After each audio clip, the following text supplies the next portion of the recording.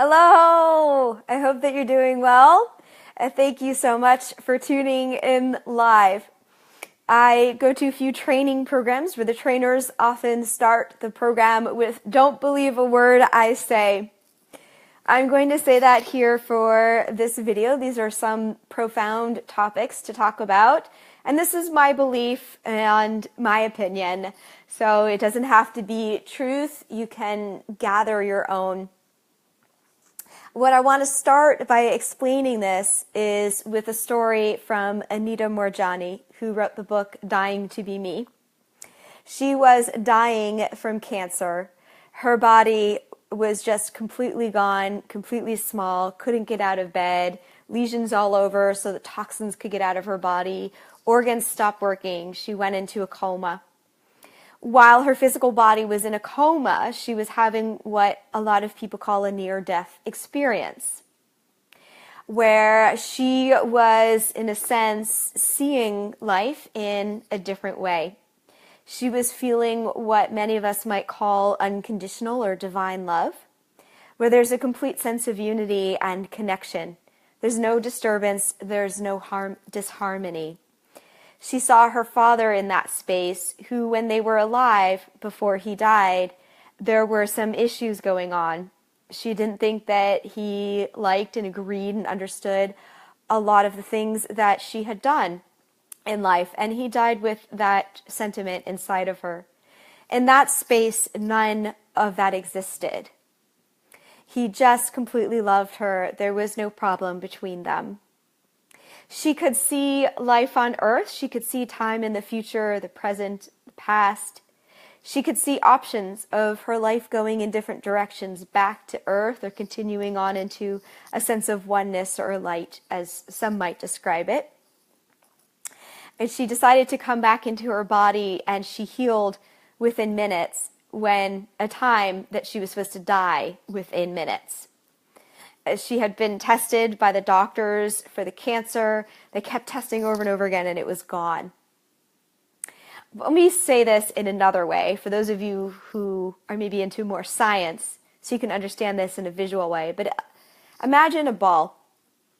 And inside that ball, it's not just planet Earth, but it is all of the things that you could see with your eye, even with a telescope. So we're going beyond our planet to the stars, to the solar system, to all the other planets there. Let's say all of that exists inside that bubble. And it's outside of that bubble, you could say, that Anita Moorjani went, where she was feeling that sense of complete connection and peace and calmness, that contentment. Inside that bubble is a slightly different feeling. I also will say that inside that bubble exists the idea of karma, because karma is tied to having an entrapment, an attachment, a connection with something that's happened in the past that hasn't left you. Good or bad, it's still living inside of you. So outside of this space, there's no attachments. There's no disturbance by anything that may have happened. Inside this space, I believe there is reincarnation, because reincarnation has to do with karma and repeating stories. It has to do with going through experiences until we've learned enough so that we can supposedly then get out of this hellhole. I think that was another story that we created about this supposed hellhole. One of the things that Anita Moorjani mentioned was that we could actually have heaven on earth, and that in some sense we come here with a purpose. We come here out of a choice. And what is it about being here that makes us not see that or forget that? Because when we are here in a physical body, we have 5 senses that we focus on. We have sight, touch, smell, taste, sound. And we've been taught to perceive life out of those 5 senses. When we perceive through those 5 senses, especially with sight, we see something that's different than our own physical body. Sound, we hear sounds that are not coming out of our own physical body. We start to create the idea of being separate. When we start to create the idea of being separate, that's where challenges arise amongst us. That's where we need to protect the amount that we have as if there's a limited abundance. That's when we need to protect our emotions, our physical body. That's really where all of our challenges and our problems come from on this planet, is because of a sense of perception that we have from it, because the perception started with the five senses. But how many of you have heard of the six senses? The sixth sense, right? Intuition. I think there's potentially an unlimited number of senses, an unlimited number of ways that we could perceive life, reality, and create an understanding of this universe. What this also means is that we could be here on this planet, learn to perceive through senses beyond those five senses, and then feel a sense of heaven on earth, because we don't have to be trapped by anything, and instead we can enjoy everything that is here. And then let's get more specific with you and why you are here. And just imagine for a moment, if it's true, if you truly had a choice and you chose to be here, what was it that made you want to come here? Why did you make this choice? What was the thing you wanted to accomplish? The experience you wanted to have? The feeling you wanted to feel? The thing you wanted to create? Those are all part of having the human experience. And I'll add something else to this. What we are also coming here for is imagine the idea of God. And God just being the culmination and the connection of everything.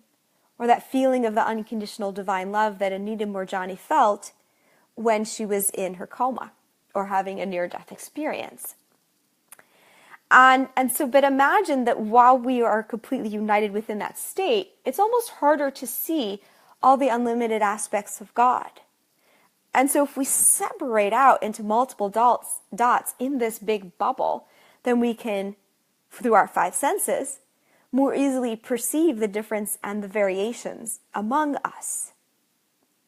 So then the other reason why we come into this human body is simply to experience God and understand God in more ways by seeing it as separate from ourselves. So instead, you can look at life as like this creative, adventurous explorer, an investigator who's seeing things, new things, and understanding things. So when you see differences, instead of being disturbed by the difference, it's more like, oh, wow, look at that other face of God. Look at that other opportunity, that other option, way of being in this world and being God. And now from seeing that, which way do I want to choose to be right now? And then you can get more deeper in your purpose, your intention, why you're here, and allow the other to be them and to give you more information as to how to be you. What is that thing that you could do right now to absolutely enjoy being on earth? Part of why I bring this up is from the Facebook Live that I shared yesterday. Because when I was living in the spiritual community, I started getting into this idea that everything needs to be even keel. We always need to be in this calm state, and that emotions are bad, and that being in this world is bad. And then from that perception that I had from there, I started to throw away all dreams, desires, hopes, things that I enjoyed in this life. And in a certain sense, became dead inside.